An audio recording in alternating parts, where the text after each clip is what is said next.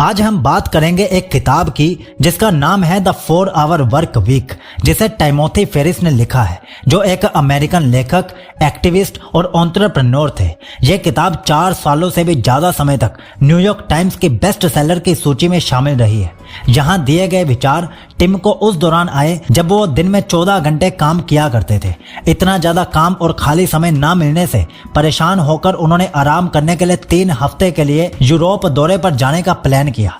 अपने कामकाजी जीवन से मुक्त होकर उनका यही व्यक्तिगत यात्रा, पर्सनल ट्रिप इस किताब का आधार बना। यह किताब हमें ऐसी लाइफस्टाइल के विकल्प के बारे में बताती है जिससे हम पैसे और वक्त की आजादी पा सकते हैं, सैलरी के अलावा एक अतिरिक्त आय को क्रिएट करके और खुद को फालतू कामों से बचाकर आप भी अमीरों जैसी जिंदगी जी सकते हैं। यह किताब उन सबके लिए है जो जीवन और काम में संतुलन बनाकर खुद के लिए काम करने में रुचि रखते हैं। ये 4 घंटे का वर्क वीक 9 to 5 के जाल से निकलने के बारे में है, जिससे आपको कहीं से भी काम करके सफल होने की आजादी मिलती है।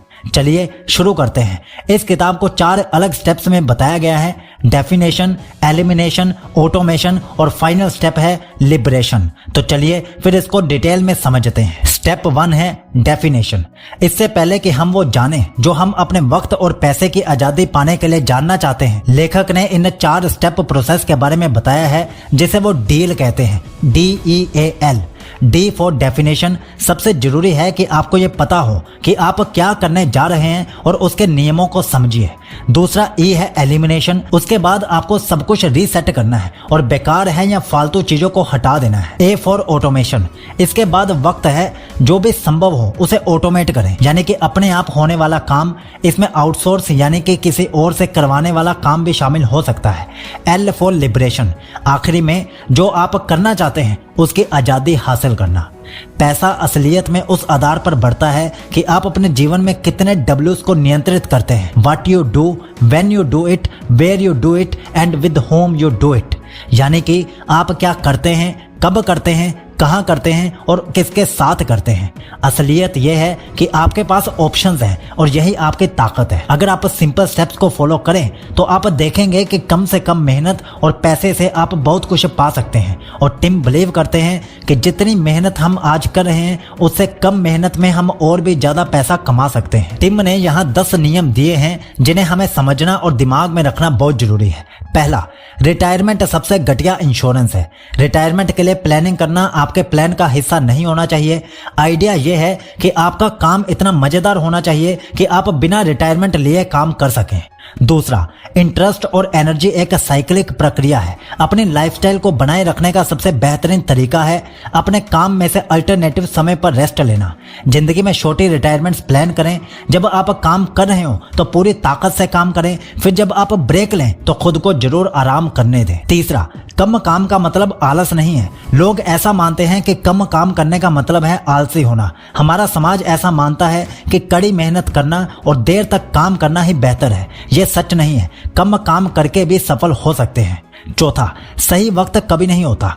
ऐसा कभी नहीं होगा कि आपको कोई भी जरूरी काम करने के लिए सही वक्त का एहसास हो, चाहे वो नौकरी छोड़ना हो, बच्चे पैदा करना हो या घर बदलना हो। आप सही वक्त के इंतजार में इन चीजों को साइड नहीं रख सकते, क्योंकि शायद सही वक्त कभी नहीं आएगा। पांचवा, माफी मांगे, इजाजत नहीं। आगे बढ़ने के लिए आपको अपनी गलतियों से सीखना होगा। दूसरे लोगों को ऐसा अवसर ना दें कि वो आपको मौका देने के लिए मना करें। उस काम को पहले करें। अगर वो ठीक से ना हो पाए तो माफी मांगे। छठा, ताकत पर जोर दें, कमजोरियों को ठीक ना करें। ताकत ज्यादा शक्तिशाली है और इसका कमजोरियों के मुकाबले आपकी जिंदगी पर ज्यादा असर पड़ता है।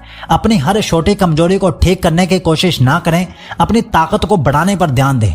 एक कमजोरी को सुधारने से सिर्फ नॉर्मलसी आ सकती है, जबकि ताकत को बेहतर बनाकर महानता हासिल की जा सकती है। सातवां, कोई भी चीज हद से ज्यादा होने पर उल्टा असर करती है। जैसे कि किसी चीज का बेहद अच्छा होना, याद रहे आखिरी में वो बोझ बन जाती है। आठवां, सिर्फ पैसा होना ही हल नहीं है। जैसे कि हमने अभी बताया, बहुत ज्यादा पैसा भी परेशानी बन सकता है। हमेशा पैसा ही हर चीज का जवाब नहीं होता है। 9, रिलेटिव इनकम ज्यादा जरूरी है एब्सोल्यूट इनकम से। रिलेटिव इनकम दो चीजों का इस्तेमाल करती है, रुपए और समय, ज्यादा घंटे। 10वां, परेशानी बुरी चीज है। परेशानी सिर्फ आपको कमजोर और कम आत्मविश्वासी बनाती है। जो कोई आपकी बुराई करता है या आपको गाली देता है वो ही आपकी परेशानी का कारण है। ऐसे लोगों को ढूंढें जो पॉजिटिव रोल मॉडल्स हैं, जो आपको पुश करें और आगे बढ़ने में आपकी मदद करें। डर, ज्यादातर लोग डर के नाम से बचते हैं। वो ऐसा बर्ताव करते हैं जैसे ऐसा कुछ है ही नहीं। वो डर को नाकाम करते हैं और पॉजिटिव बने रहते हैं। लेखक ऐसे इंसान का एग्जाम्पल शेयर करते हैं जो खुश नहीं है फिर भी जॉब छोड़ने से डरता है। ऐसे लोग अपनी नाखुशी को नकारते रहते हैं और उम्मीद करते हैं कि वक्त के साथ उनका काम बेहतर होगा या इनकम बढ़ जाएगी। डर बहुत तरीकों से आता है और अक्सर हम इस शब्द का नाम भी नहीं लेते हैं। डर अपने आप में ही डरावना है।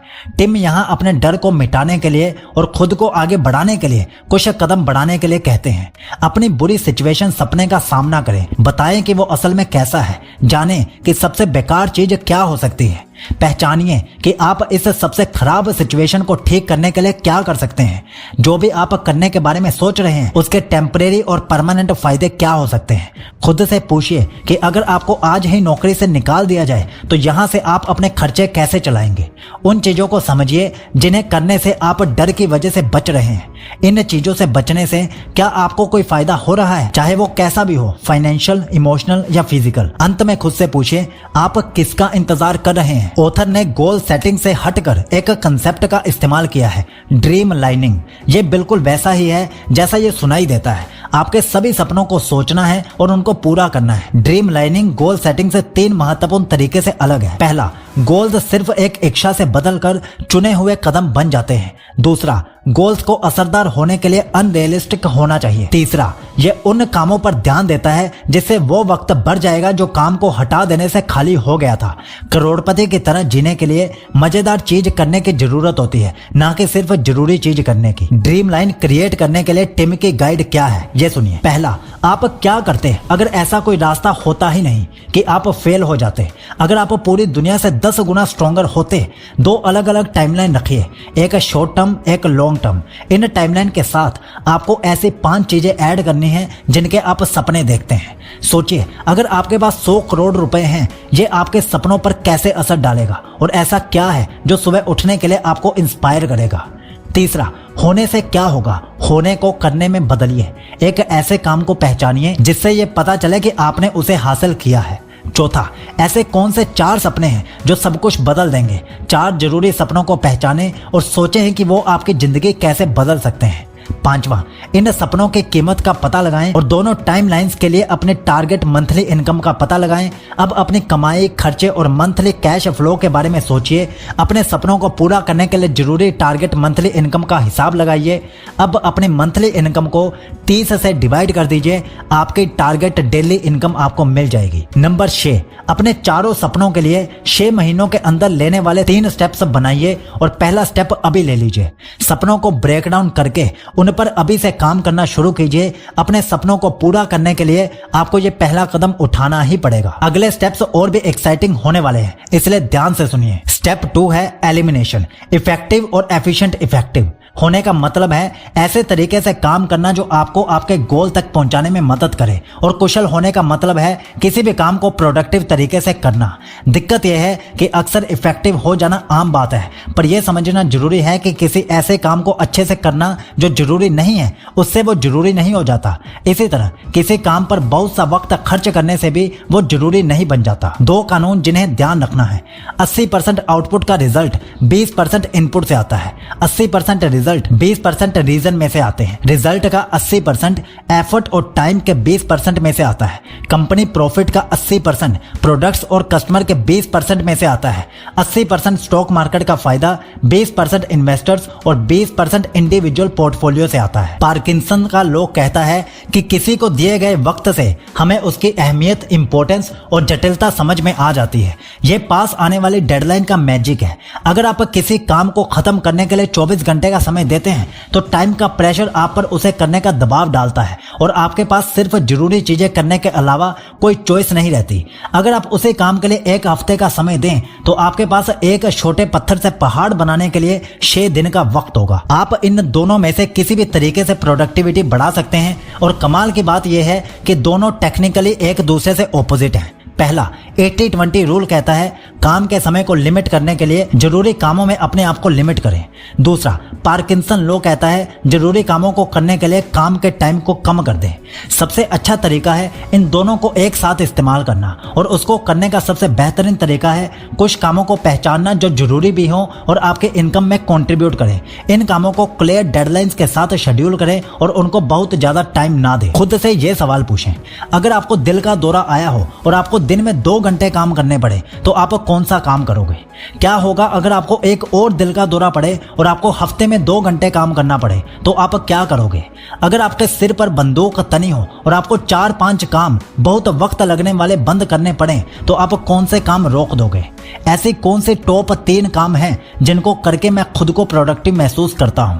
कौन से 20% लोग हैं जो आपके 80% एंजॉयमेंट को बनाते हैं और आपको आगे बढ़ाते हैं? और कौन से ऐसे 20% लोग हैं जो आपके 80% गुस्से और डिप्रेशन का कारण है? अगर मैं दिन भर में सिर्फ यही कर पाया तो क्या मैं अपने दिन को संतुष्टि से जी पाऊंगा? 7वां, क्या आप जरूरी काम से बचने के लिए नई चीजों को खोज रहे हैं? Remain ignorant. हम सब ने यह सुना है कि नजरअंदाज करना ही अच्छा है। लेखक मानते हैं कि इग्नोर करना प्रैक्टिकल भी हो सकता है। यह जरूरी है कि आप नजरअंदाज करना सीखें उस सभी जानकारी या रुकावटों को जो जरूरी नहीं है या जिसका कुछ नहीं किया जा सकता। इंटरप्शंस, रुकावटें जो अक्सर किसी भी काम के शुरुआत से खत्म होने तक आती रहती हैं। टाइम वेस्टर्स में आती हैं meetings, phone calls, internet surfing, emails और डिस्कशंस। हो सकता है इन्हें इग्नोर ना किया जा सके। आपको इन टाइम वेस्टर्स से जितना ज्यादा हो सके बचना चाहिए। टाइम कंज्यूमर्स दूसरे आम रुकावटों में से एक है। ये वो काम है जो रिपीट होते हैं पर इनको रोजाना करना भी जरूरी है। ये छोटे छोटे काम होते हैं जैसे मेल्स पढ़ना, उनका रिप्लाई करना, फोन पर बात करना, फाइनेंस और सेल्स टीम को रिपोर्ट करना, personal task, regular manual updates, कुछ भी ऐसा काम जो लगभग रोज रिपीट होता है। जब भी कोई काम मेंटली रोका जाता है तो उसे दोबारा शुरू करने के लिए 45 मिनट तक का टाइम लग सकता है। स्टैट्स बताते हैं कि आपके 9 to 5 के दिन में 28% इन्हीं रुकावटों से भरा होता है। इन टाइम वेस्टर से लड़ने का सबसे बेहतरीन तरीका है कि आप इंतजार करें जब तक वो काम ज्यादा क्वांटिटी में ना हो जाए। जैसे कि जब तक आपके पास बहुत से मेल्स पढ़ने और रिप्लाई करने के लिए ना हो जाए या बहुत से कॉल्स करने के लिए ना हो। इस तरीके को बैचिंग बोलते हैं और ये एक बेहतर तरीका है ज्यादा जरूरी कामों में रुकावट आने से बचने के लिए। एम्पावरमेंट फेलियर्स तीसरी रुकावट है। उन केसेस में जहां कुछ करने के लिए आपका अप्रूवल जरूरी होता है। जब किसी को आपसे आकर परमिशन लेनी पड़ती है अपने काम में अगला कदम उठाने से पहले, या इसी तरह आपको किसी और के पास जाना पड़ता है। जिन लोगों के साथ आप काम करते हैं अगर वो काम को पूरा ना कर पाए बिना आपसे परमिशन या इंफॉर्मेशन लिए तो ये एम्पावरमेंट फेलियर बन जाता है। एक एम्प्लॉय होने के नाते आपके पास काम करने के लिए सभी जरूरी जानकारी होनी चाहिए और जितना हो सके उतने फैसले लेने की ताकत भी होनी चाहिए। एक बिजनेसमैन होने के नाते सभी कुछ आराम से चलाने के लिए जितना जरूरी जानकारी है वो अपने एम्प्लॉइज, कॉन्ट्रैक्टर्स को दीजिए और उन्हें मौका दें कि वो आपसे पूछे बिना भी फैसले ले सकें। अगर आपको लगे कि आप माइक्रो मैनेजमेंट की सिचुएशन में हैं तो अपने बॉस के साथ बैठे और उन्हें समझाएं क्यों आप ज्यादा जानकारी ले रहे हैं और फैसले लेने की ताकत आप दोनों को फायदा देगी क्योंकि आप ज्यादा प्रोडक्टिव बनेंगे और आपके बॉस को भी कम रुकावट होगी। अपने हक के नियम बनाएं, खुद तक पहुंचने के समय को कम करें, लोगों के साथ वक्त बिताने से पहले उनको अपनी रिक्वेस्ट बताने के लिए मजबूर करें। Step 3, automation. जब सही टाइम आए तो अपने लिए एक पर्सनल असिस्टेंट रखिए। इसका मतलब है कि आप अपना कुछ काम उसे दे सकते हैं। इससे आपका टाइम खाली होगा बाकी चीजों पर काम करने के लिए और आपको ऑर्डर्स देने का मौका भी मिलेगा जिससे आपको एक लीडर बनने में मदद मिलेगी। यही वक्त है जब आप बॉस बनना सीखते हैं। आपको पर्सनल असिस्टेंट को रखना है, यह तय करना आसान है। इसमें टाइम नहीं लगेगा, इसमें कॉस्ट और रिस्क भी कम है। अगर आप सोचते हैं कि आपको इसकी जरूरत नहीं है तो भी रखिए, इससे आपको इस तरह से काम करने का मौका मिलेगा। एक सवाल है जो ज्यादातर लोग खुद से पूछते हैं, अगर मैं इस काम को असिस्टेंट से बेहतर कर सकता हूं तो मैं उसे पे क्यों करूं? ये पैसे के लिए नहीं है, अपने टाइम को फ्री करने के लिए है, क्रिएटिव और इनोवेटिव बनने की आजादी के लिए है, ना कि दिन दुनिया के रोज के कामों में फंसे रहने के लिए। आपको कुछ भी ऐसा नहीं करना चाहिए जो पूरी तरह खत्म किया जा सकता है, और अगर काम खुद किया जा सके तो उसे पास ऑन ना करें। ये बाकी लोगों का टाइम वेस्ट करने के बारे में नहीं है, उनका टाइम भी उतना ही कीमती है जितना कि आपका। कहां से शुरू करें? एक असिस्टेंट हायर करें, कोई फर्क नहीं पड़ता कि आपको उसकी जरूरत है या नहीं है। दूसरा, अपनी 2 लिस्ट से ऐसे कामों को पहचानें जो बहुत टाइम ले रहे हैं, और ऐसे काम का पता लगाएं जो आप अभी करते हैं पर जो वर्चुअल असिस्टेंट कर सकता है। पता लगाएं कि जब भी आपके काम में रुकावट आए या आप फ्रस्ट्रेट हों तो क्या वहां वर्चुअल असिस्टेंट आ सकता है। अपने टॉप 5 टाइम लगने वाले ना करने वाले कामों को पहचानें और 5 पर्सनल टास्क जो आप असिस्टेंट को दे सकते हैं। आपको अपने काम का असिस्टेंट के काम के साथ तालमेल बिठाना है। कैलेंडर्स, शेड्यूल्स शेयर कीजिए ताकि दोनों को पता रहे कि क्या हो रहा है। ऑटो पायलट, अगले कदम में आपको जरूरत है एक प्रोडक्ट को बेचने की, कुछ ऐसा जो डाउनलोड किया जा सके और शिप किया जा सके, पर आवर बेस्ड मॉडल की कमियों को हटाया जा सके।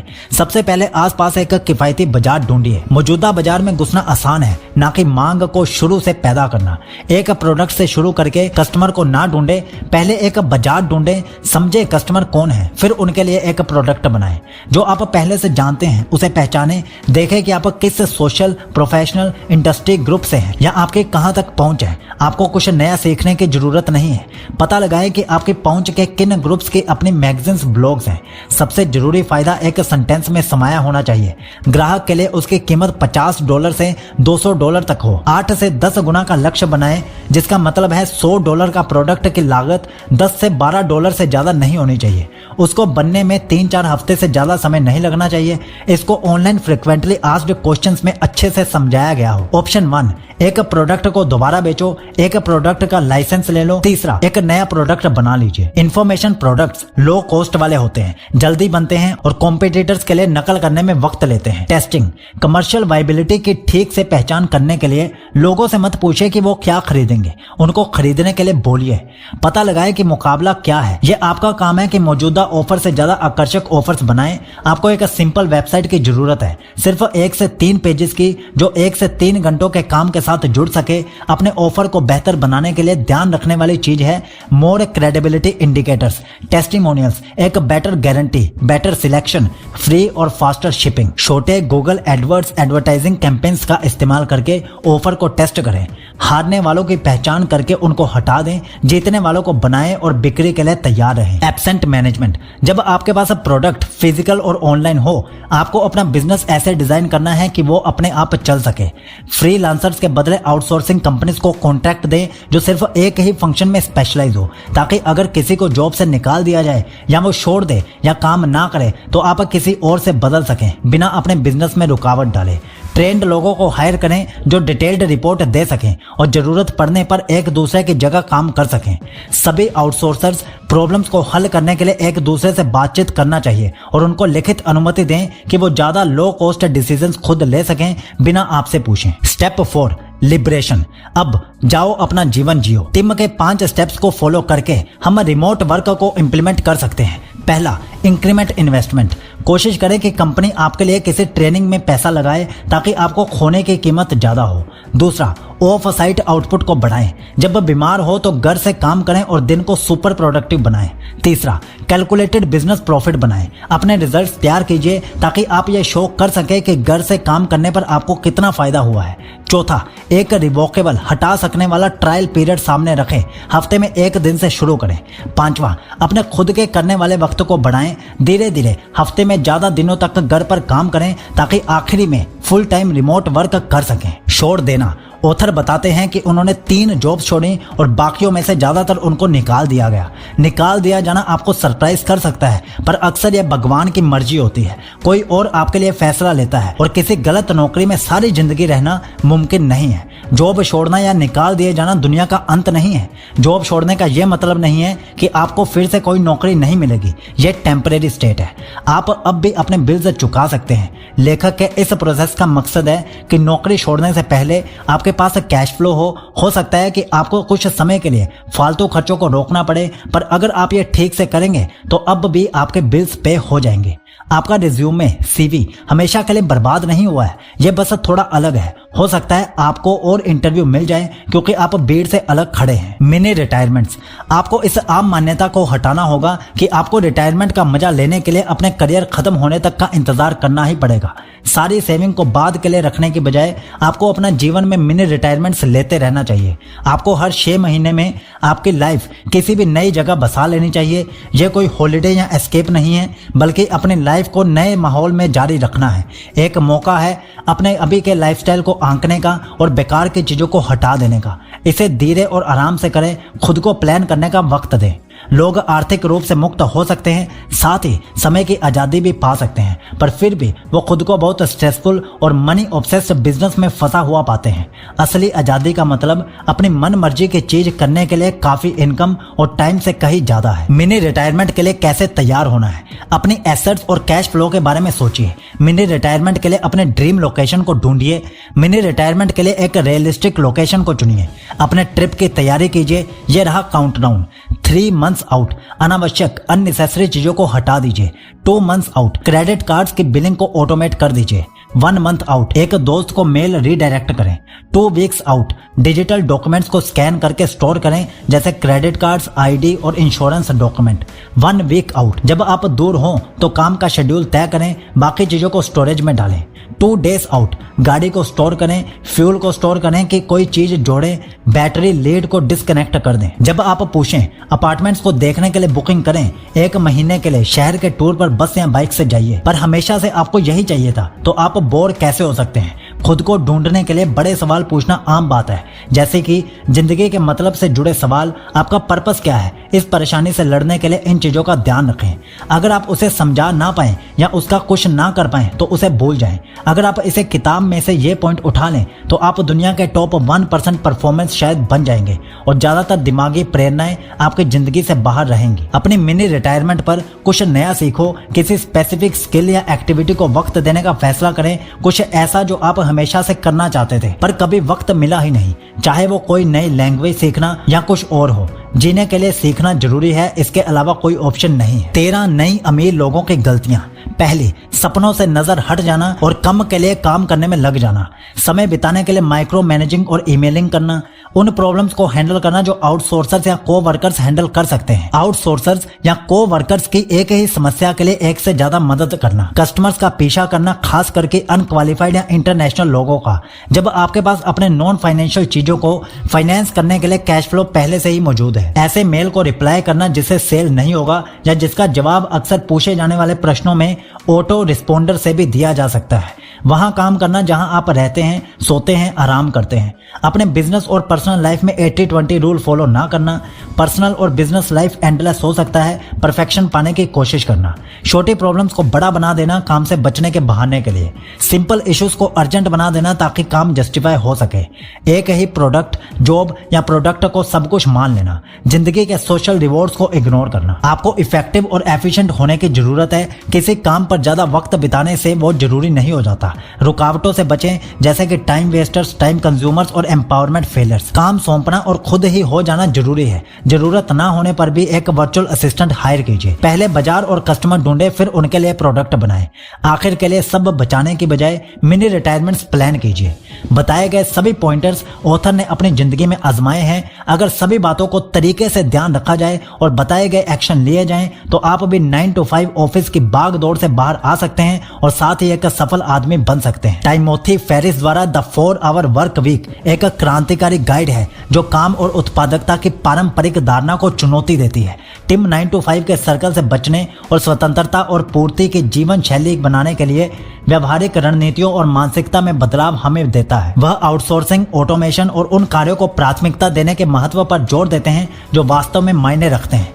आकर्षक एनेक्डोट्स और एक्शनेबल सलाह के साथ टिम पाठकों को काम के साथ अपने संबंधों को रीडिफाइन करने, जीवन शैली डिजाइन को अपनाने और अपने जुनून का पीछा करने के लिए प्रोत्साहित करते हैं। द 4 Hour वर्क वीक काम और जीवन के लिए अधिक कुशल, लचीला, रिवॉर्डिंग इनसाइट्स चाहने वालों के लिए एक गेम चेंजिंग मैनुअल है। तो दोस्तों, अगर आपको ये वीडियो पसंद आई हो, आपको कोई सीखने को मिला हो, तो इसे एक लाइक कीजिए, शेयर कीजिए और चैनल को सब्सक्राइब जरूर कर लीजिए और कम से कम 2 लोगों के साथ इसे शेयर जरूर कीजिए। और अगर आप हमारी हमारी बाकी बुक समरी सुनना चाहते हैं तो आप हमारी पूरी प्लेलिस्ट फॉलो कर सकते हैं। वहां पर हमने सभी बुक समरीज ऐड करके रखी हैं, तो आप उस प्लेलिस्ट को सेव कर लीजिए और सुबह शाम दिन रात जब भी आपको मौका मिले उस प्लेलिस्ट को सुनते रहिए। इससे आपके फाइनेंसेस भी बेहतर होंगे, आपका माइंडसेट भी बेहतर होगा और आप धीरे धीरे एक आम इंसान से एक टॉप 1% लेवल के इंसान बन जाओगे। तो चलिए फिर मिलते हैं आपसे एक दिन के बाद रात को 9 बजे एक नई बुक समरी के साथ। जय हिंद।